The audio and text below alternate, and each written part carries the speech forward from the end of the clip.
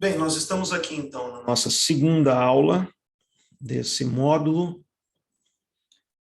Nós estamos no contexto de uma unidade curricular que é a Revelação pela Palavra, uma unidade curricular que faz parte aí do curso de Teologia, da pós-graduação em Teologia Sistemática. Na aula anterior,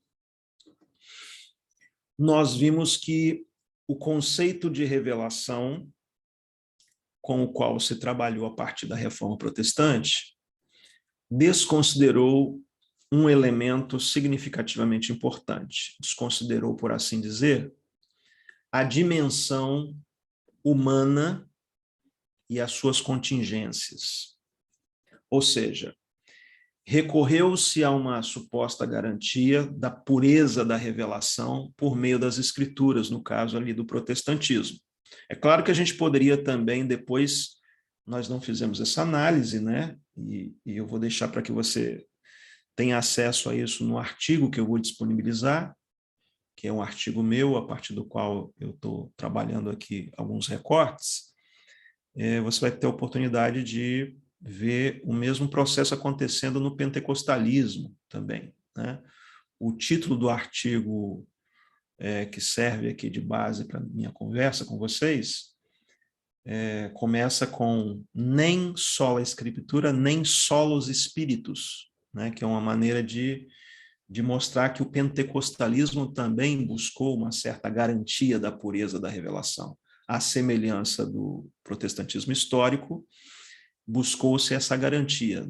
Só que no caso do pentecostalismo, essa garantia não viria a partir da palavra das escrituras, conquanto não se negue as escrituras no contexto do pentecostalismo, mas essa garantia foi primordialmente buscada pelo Espírito, pela presença do Espírito, pela manifestação do Espírito.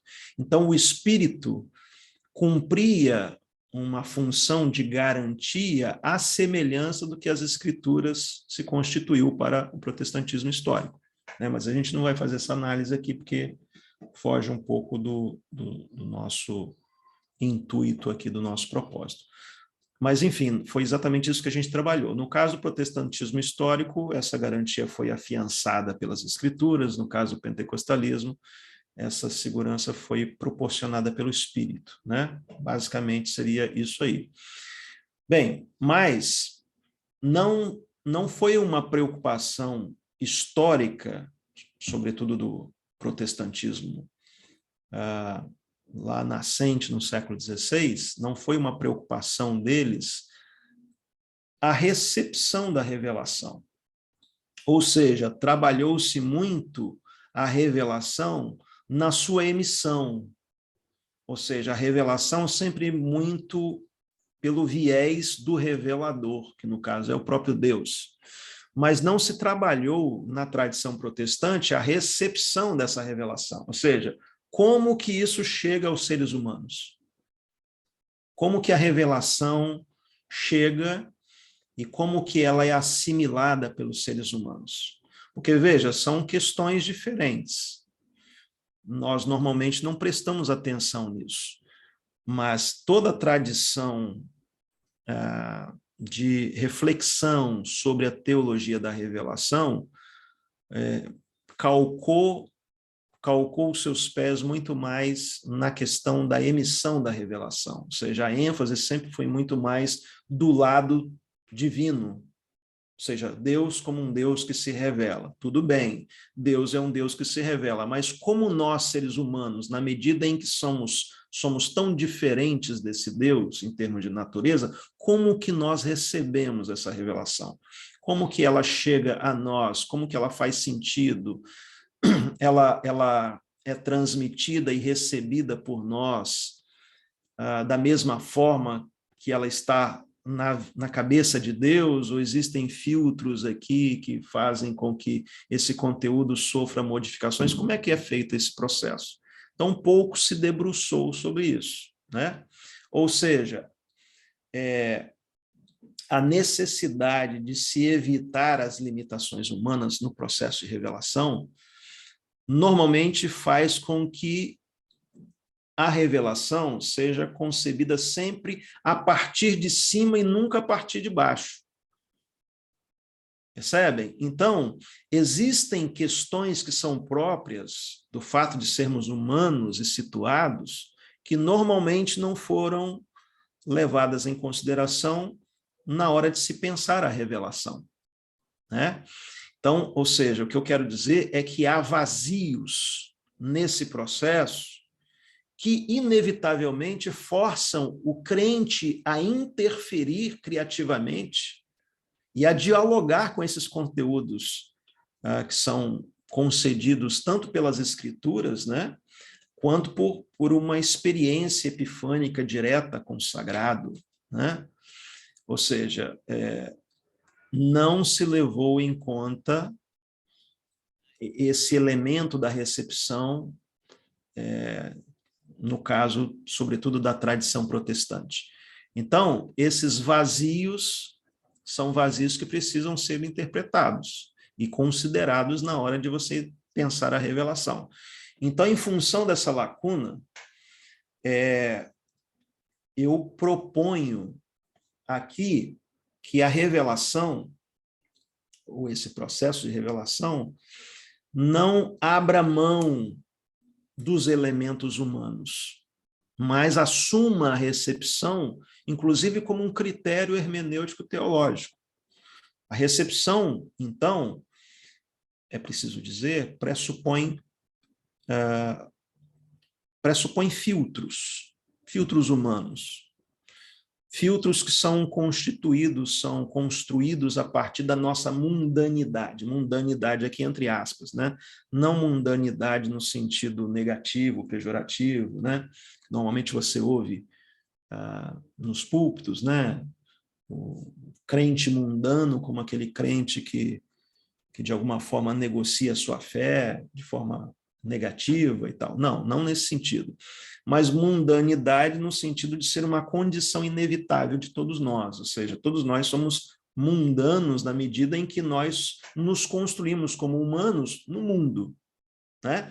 Então, isso que eu chamo aqui de recepção da revelação pressupõe filtros, e esses filtros são constituídos por elementos que fazem parte da nossa mundanidade, ou seja, da nossa experiência com o mundo. É a nossa experiência com o mundo, é a nossa experiência com as coisas desse mundo, é a nossa experiência com as pessoas desse mundo, é a nossa experiência intersubjetiva, essa nossa experiência com o outro, que vai fazendo com que nós construímos filtros, e esses filtros sempre estão presentes, mesmo na hora de lidarmos com a revelação, que no nosso caso aqui, inevitavelmente, nós estamos falando das escrituras, sobretudo, né? Não apenas, mas sobretudo das escrituras. Então, esses são limites de compreensão da nossa compreensão acerca da revelação. Então, eu quero aqui propor, né, depois você vai poder ler isso com mais detalhes lá no artigo que eu estou indicando, quero propor aqui alguns caminhos, né, ou algumas perspectivas a partir das quais a revelação deveria ser concebida na minha humilde maneira de ver, né? Em primeiro lugar, eu quero propor uma revelação que se dê nos limites da história. Ou seja, a revelação, ela não é ahistórica. E aí, é claro, eu preciso já fazer uma observação importante, que é exatamente essa que me coloca num outro lugar diferente desse lugar tradicionalmente construído, que é essa compreensão de revelação como ditado, né? A gente vai depois falar isso melhor numa outra aula, mas a gente tende a pensar, pelo menos no mundo cristão, ficou muito conhecida essa compreensão de revelação como um ditado mecânico, ou seja, Deus foi lá e ditou as palavras, e os escritores bíblicos foram lá e escreveram exatamente como Deus ditou, de modo que nada da sua constituição humana interferiu nesse processo. Então, esse conceito de revelação ele está muito ultrapassado, no contexto da teologia sistemática, né? E, de fato, ele não reflete, não condiz com a realidade, e então eu estou aqui abandonando esse lugar. Então, para a gente pensar a revelação dentro da proposta que eu estou fazendo aqui, a gente tem que abandonar essa visão de revelação como ditado mecânico, né? Inclusive, você deve saber muito bem que parte dos critérios, boa parte dos critérios que são usados pelos teólogos para se definir, inclusive, por exemplo, a autoria de um texto, tem a ver com algo que é próprio da humanidade e é peculiar à identidade desse autor ou dessa autora. Então, veja, quando alguns teólogos vão tentar determinar a autoria de um texto, de uma carta, por exemplo, do Novo Testamento, às vezes o único critério que sobra é a questão do estilo. Então, concluiu-se, por exemplo, que a carta tal deve ter sido escrita por Paulo, porque o estilo é de Paulo. Ou então essa carta não é de Paulo, porque o estilo não é de Paulo. Ora, o que é o estilo senão uma marca indelével da nossa humanidade e que, portanto, nos distingue uns dos outros? O estilo é exatamente isso, o estilo é um pouco da nossa humanidade. Quer dizer, se a revelação fosse, de fato, um ditado mecânico, o estilo não faria nenhuma... Não mudaria em nada. Quer dizer, a gente não poderia falar, por exemplo, do estilo de Paulo ou de Pedro, porque não deveria haver estilo, já que Deus soprou tudo do seu jeito, então o estilo é o estilo divino. Mas isso não acontece. Claramente a gente percebe lá nas palavras, no modo como as palavras são enfim, arrumadas, estruturadas nos livros da Bíblia, a gente vê claramente o estilo do autor ali. Então, o estilo tem a ver com esse traço da identidade do autor que ficou, de alguma forma, impregnado nas suas palavras.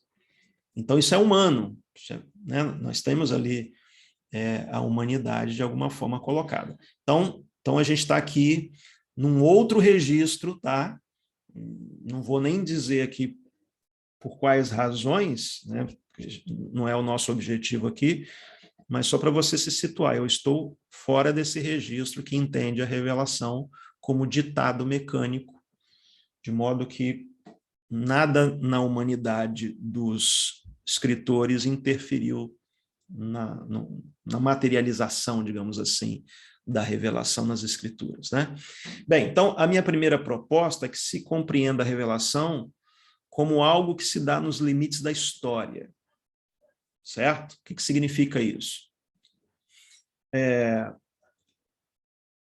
Para a gente entender isso, a gente tem que, então, como eu disse, abrir mão dessa ideia de que a revelação é um conteúdo que caiu do alto e que, portanto, enquanto tal, é alheio a qualquer contingência da história, ou seja, é algo metafísico.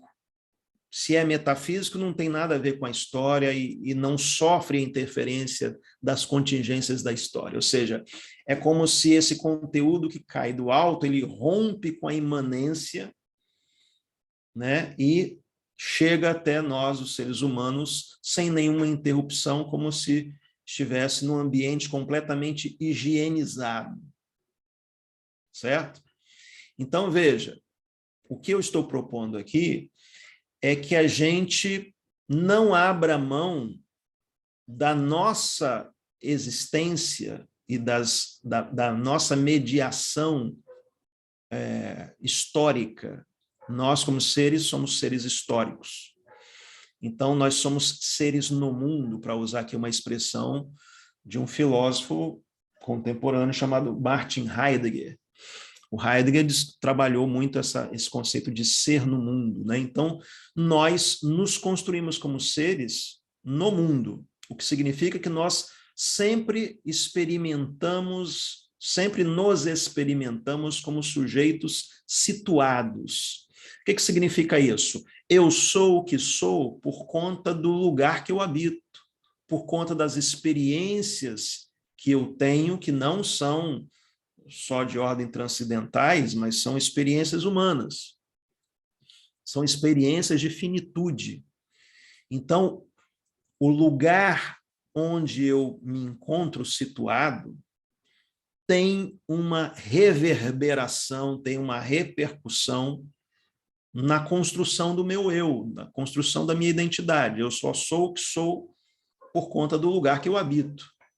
Né? Nesse sentido que a gente pode, por exemplo, fazer distinções entre pessoas com base nas culturas, com base no ethos, com base nos lugares que habitam.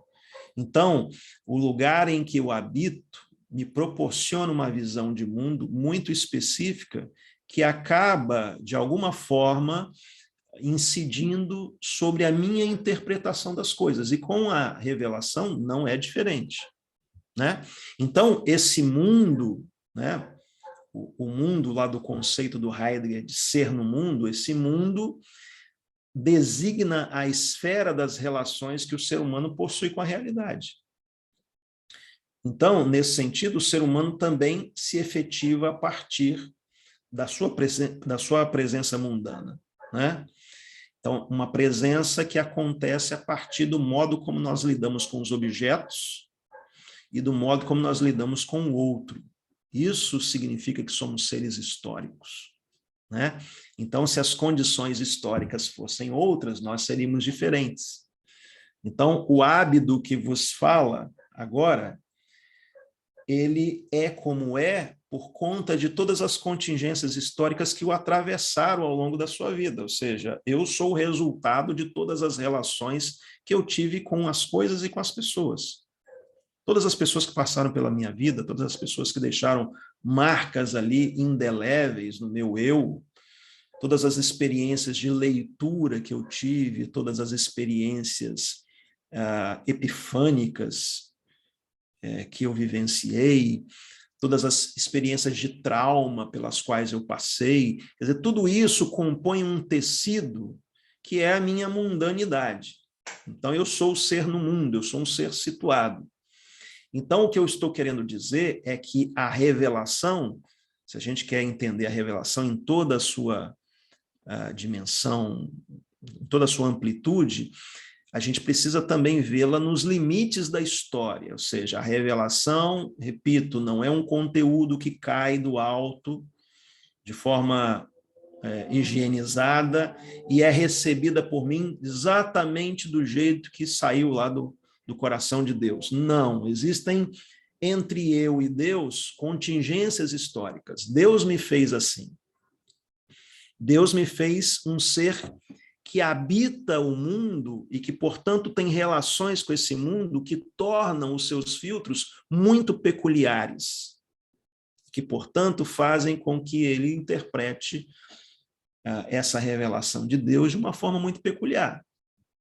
Então, a história humana é um pressuposto para a revelação divina. Outros autores, outros teólogos já trabalharam muito bem isso, só que esses teólogos são muito pouco conhecidos, né? Vou citar um exemplo aqui.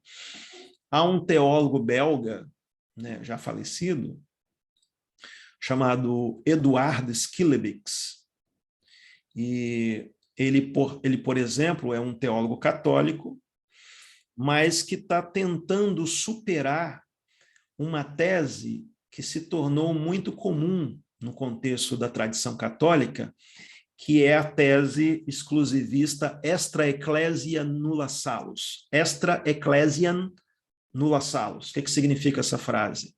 Fora da igreja não há salvação. Essa tese foi formulada lá no Concílio de Ferrara-Florença, em 1442, e desde então tem sido uma tese muito importante na teologia católica, né? Então, numa tentativa de contrapartida dessa declaração, extra ecclesia nulla salus, e também em sintonia com esse conceito heideggeriano de ser no mundo, o Schillebeeckx propõe uma formulação radical. Então, no lugar de extra ecclesia nulla salus, ele propõe extra mundum nulla salus. Isso é muito interessante. Veja, o que significa extra mundum nulla salus? Fora do mundo não há salvação.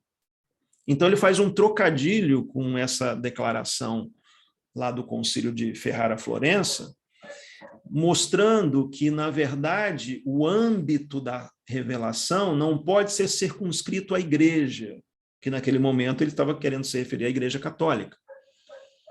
Mas ele amplia esse lugar da revelação para o mundo. E ele está conectado aqui com esse conceito heideggeriano de ser no mundo que eu acabei de rapidamente expor aqui para vocês. Quer dizer, essa mundanidade. Então, fora do mundo não há salvação. Ou seja, a revelação de Deus se dá no mundo. Muito parecido aí, né, assim, claro, guardadas as devidas diferenças do que nós estamos conversando, mas eu me lembro um pouco aqui da fala da Verônica, né, na aula anterior, com relação a essa presença, né, do Espírito de Deus no humano, de maneira geral, que mostra essa tendência para a adoração, né, que ela falou. A gente poderia dar uma outra guinada nessa discussão, trazendo para essa ideia de uma revelação que se dá no mundo. Então, a revelação não é exclusividade da igreja, não se dá no contexto da igreja, até porque a ideia de igreja que nós temos sempre também é muito histórica, muito situada. Depende do tempo. Por exemplo, na época de Lutero, a igreja era a Igreja Católica, Apostólica Romana.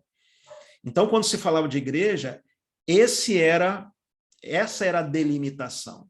Então, só se via a igreja versus o mundo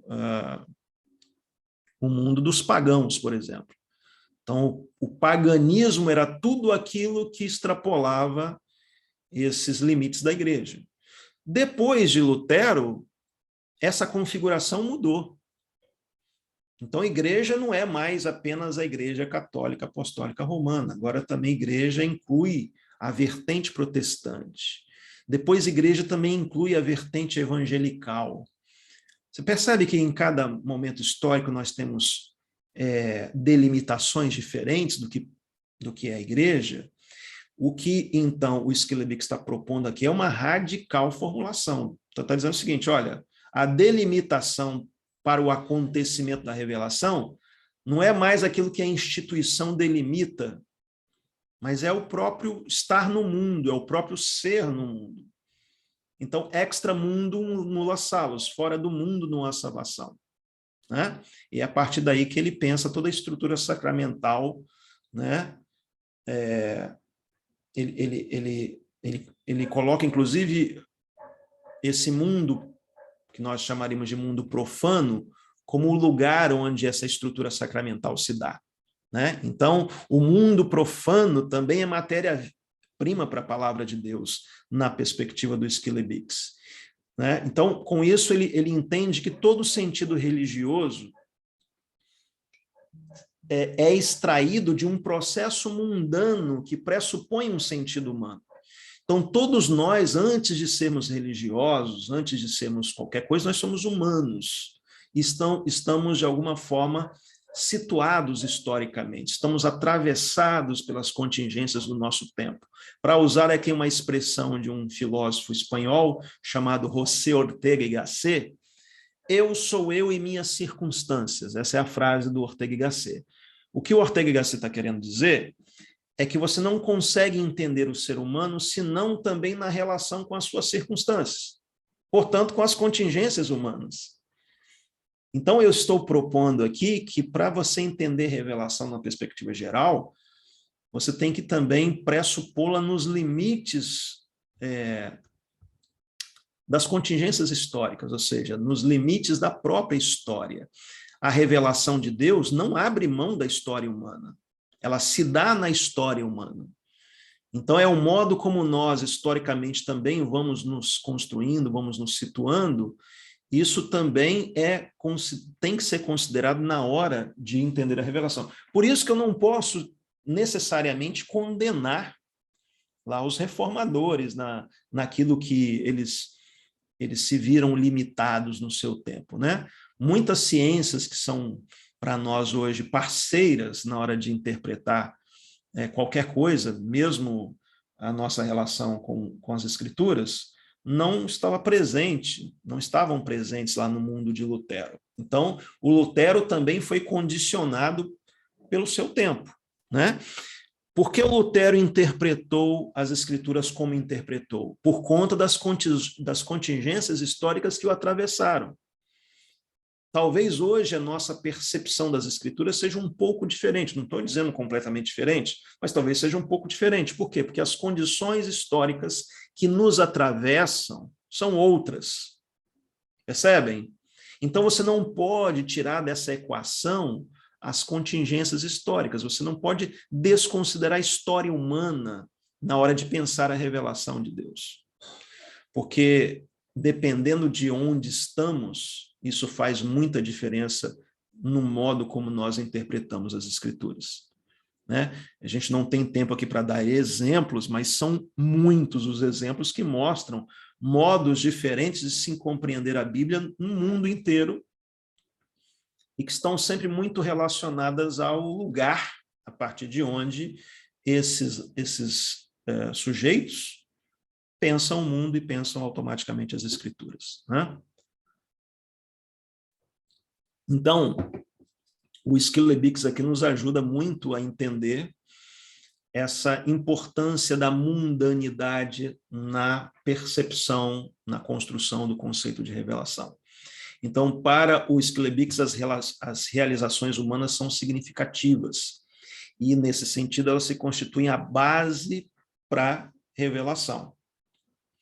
Ele, inclusive, costuma dizer nos seus escritos que qualquer acontecimento que seja libertador já é humanamente relevante, ainda que não faça referência direta a Deus. Olha que interessante. Qualquer acontecimento que seja libertador, genuinamente libertador, já é humanamente relevante, ainda que não faça referência direta a Deus. Para ele, então, o sentido religioso vem depois. Nós, primeiro, vivenciamos as nossas experiências no contexto da nossa humanidade, e é depois o modo como nós a interpretamos que pode ser religioso ou não. Então, o religioso não está na base da nossa experiência. A nossa experiência não é humana na raiz. Desculpa, ela não é religiosa na raiz. Ela é humana na raiz. Depois, dependendo do lugar onde nos encontramos, dependendo da nossa tradição de fé, dependendo da nossa cultura, é que nós vamos interpretar as nossas experiências humanas, dando a elas o sentido de religioso, de religiosa ou não. Às vezes, uma mesma experiência vivenciada por duas pessoas, um ateu e um religioso, será visto como uma experiência religiosa ou meramente humana. Às vezes, a experiência é a mesma. Claro que um religioso tende a olhar para a sua experiência humana e dar a ela um matiz religioso. Um ateu não faria isso por razões óbvias. O que significa dizer que cada um vai olhar para a sua experiência a partir do seu lugar histórico. Então, nós não podemos tirar da equação a questão histórica. Esse é um primeiro ponto que eu gostaria de trabalhar aqui. Um segundo ponto é: eu estou propondo uma revelação que se dê nos limites da linguagem, não só nos limites da história, mas nos limites da linguagem. Ou seja, nós temos aqui uma proposta que se contrasta com duas pretensões. A primeira pretensão é de se falar, de se propor uma revelação que se dê em bases metafísicas, como eu disse, ou seja, que insista em falar de Deus como aquele que é. E de si, e por outro lado, também, a pretensão de se esgotar a revelação na palavra, no dizer. Quer dizer, Ambas as pretensões incorrem no mesmo erro. Qual é? Pressupor que a linguagem, a partir do qual nós significamos o mundo, expressa a realidade como ela é. Ou seja, nós temos aqui um pressuposto equivocado de que a revelação se constitui em manifestação direta e inevitável do objeto revelado, do objeto em si mesmo. Ou seja, nós aqui estamos desconsiderando uma questão importantíssima, que nós poderíamos aí recorrer a muitos autores que nos ajudaram a entender essa relação entre os seres humanos e a linguagem. Um deles é um filósofo do século XX, nas primeiras décadas do século XX, chamado Ludwig Wittgenstein. O Wittgenstein, ele nos mostra, entre outras coisas, que os limites do nosso mundo são os limites da linguagem. O nosso mundo vai até onde a nossa linguagem pode ir. Isso é muito interessante. Então, veja, linguagem aqui, para o Wittgenstein, não só a linguagem escrita ou falada, linguagem como qualquer unidade de sentido. Qualquer unidade de sentido pressupõe linguagem, né? O pensamento de qualquer pessoa pressupõe linguagem. Por isso que os linguistas atuais já desistiram dessa ideia de que é possível você desconectar a linguagem do pensamento. Não é possível. Ou seja, onde há pensamento, há linguagem. Então, muito provavelmente, a nossa linguagem ela é construída ao mesmo tempo em que o nosso pensamento se constrói. Isso desde de criança, né? Então, o nosso pensamento vai se construindo ao mesmo tempo que a linguagem, porque uma coisa depende da outra. Então, onde há pensamento, há linguagem. Onde há significação do mundo, há linguagem. Nós só produzimos sentido por conta da linguagem, certo? Então, veja bem, se os limites da linguagem são os limites do meu mundo, é de se pressupor que a revelação se dê nos limites da linguagem. Então, é como se Deus pegasse uma coisa muito grande e jogasse dentro de um compartimento muito pequeno. E que compartimento é esse? A nossa linguagem. Nós só conseguimos entender o que está na dimensão da nossa linguagem. Para além da nossa linguagem não existe mundo. Ainda que exista para Deus, para nós não. Porque como que eu posso falar de um mundo que eu não consigo nem entender? Que eu não consigo significar, que eu não consigo nomear?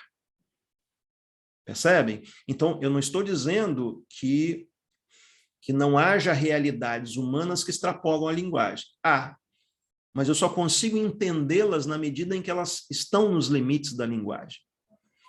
Por exemplo, eu posso afirmar que há mais experiências humanas do que palavras. Você já deve ter sentido, vivenciado a experiência de tentar falar alguma coisa que você está sentindo, mas que você não sabe o que é. Você não tem ideia nem de como falar. Sabe, uma experiência existencial que você não acha palavras para explicar para alguém o que está acontecendo. Então, você tem realidades que extrapolam a linguagem. Mas exatamente porque extrapolam a linguagem que você não consegue dar conta delas.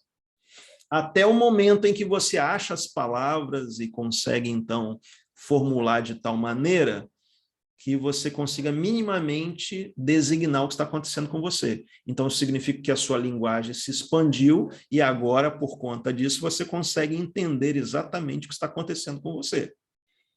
Mas ainda assim, o Wittgenstein está com a razão. Os limites do meu mundo são os limites da minha linguagem. E se você quer entender alguma coisa, mesmo que seja da parte de Deus, tem que ser nos limites da linguagem. Então, Deus se utilizou da linguagem humana para falar aos humanos. Então, é como se ele pegasse algo muito grande, que está lá na cabeça dele, né? E, sabe, encolhesse, sabe, comprimisse até chegar naquele compartimento mínimo, apertado, que é a nossa linguagem. Entende? Então, assim, o que Deus fez foi submeter-se à linguagem humana. Então, você não pode desconsiderá-la. Você não pode achar que a revelação subverte a linguagem humana. que a revelação se dá fora da linguagem humana, fora dos limites da linguagem humana. Então, a gente tem que levar isso em consideração na hora de pensar a revelação, né? Então, a gente poderia falar muitas coisas a respeito disso, nós não temos muito tempo aqui, mas só para você entender aqui, talvez depois lendo lá o artigo você vai poder ver com mais precisão o que estou dizendo, né? Mas veja, nós trabalhamos aqui então duas questões. Uma terceira questão é, eu também estou propondo uma revelação que se dê nos limites da vulnerabilidade humana. Isso aqui é fundamental para a gente entender a revelação. A gente costuma pensar na realidade em si, né? Mas como a gente viu, a realidade em si não se esgota na linguagem. Não possui o seu limite na linguagem. Ela sempre sobra. Então, isso a gente tem que ficar, isso nós temos que ter claro na nossa mente. E esse é o paradoxo da linguagem. Se, por um lado, os limites da linguagem são os limites do meu mundo, por outro lado, a minha linguagem é incapaz de traduzir o mundo como ele é. Vou repetir para não ficar confuso para você.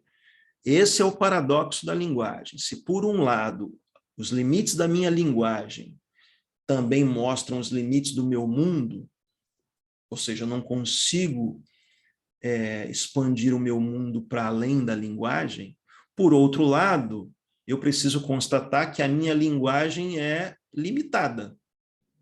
E ela não dá conta de todas as realidades que não só acontecem no mundo, no universo, como acontecem comigo também.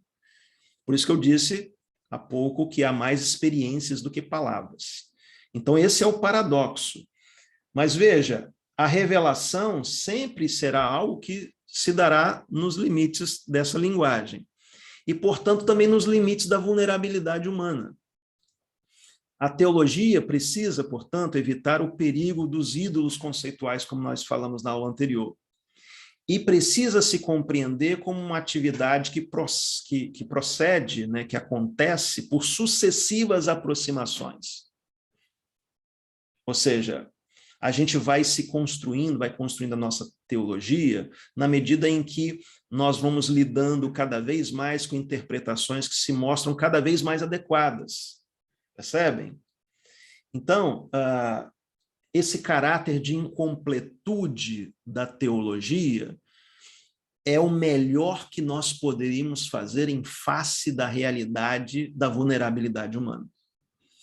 Então, eu fico muito boquiaberto com certos cristãos e até com certos teólogos que falam como se tivessem o domínio completo do modo como a teologia deve ser compreendida, do modo como Deus deve ser compreendido.